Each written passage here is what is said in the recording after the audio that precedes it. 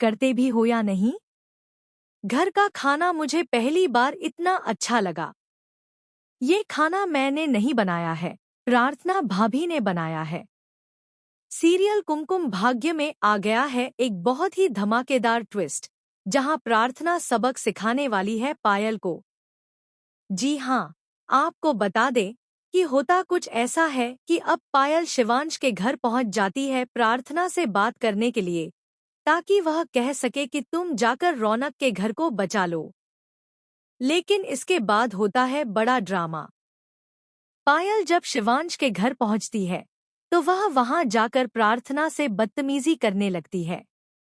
वह कहती है, क्या मैं अब रौनक को अपना हस्बैंड कह सकती हूँ?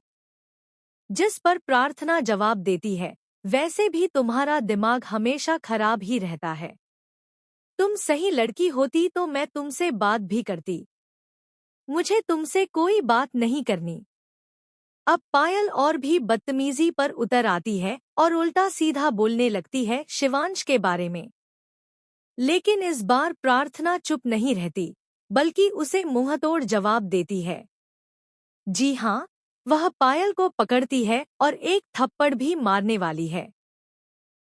पहले पायल हाथ उठाने की कोशिश करती है, लेकिन प्रार्थना उसे रोक देती है। अब सवाल ये है कि पायल को कौन बचाएगा प्रार्थना के गुस्से से।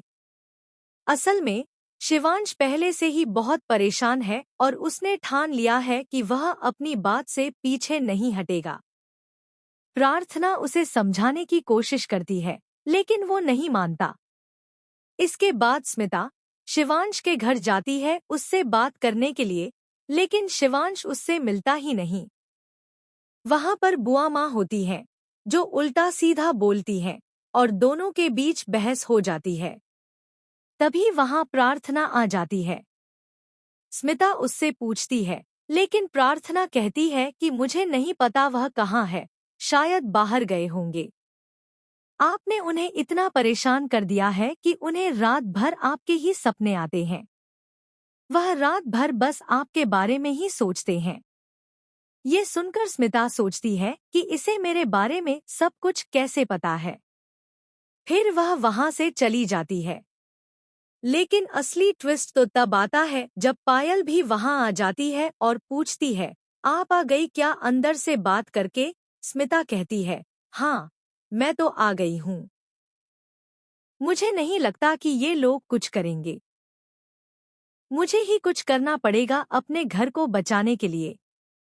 पायल कहती है, मुझे लगता है कि एक बार मुझे प्रार्थना से बात करनी चाहिए, शायद वह कुछ कर सके। फिर वह अंदर चली जाती है। अब प्रार्थना पहले से ही बहुत गुस्से में होती है। दोनों के बीच जमकर बहस होने वाली है। दूसरी तरफ पायल ने पूरी प्लानिंग कर ली है कि किसी भी तरह अब वह रौनक से शादी करेगी।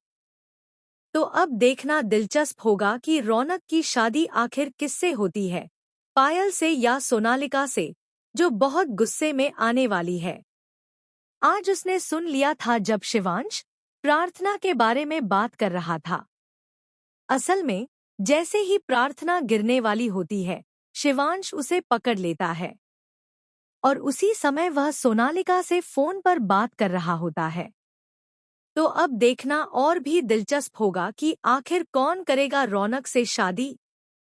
आपको क्या लगता है? हमें कमेंट बॉक्स में जरूर बताएं।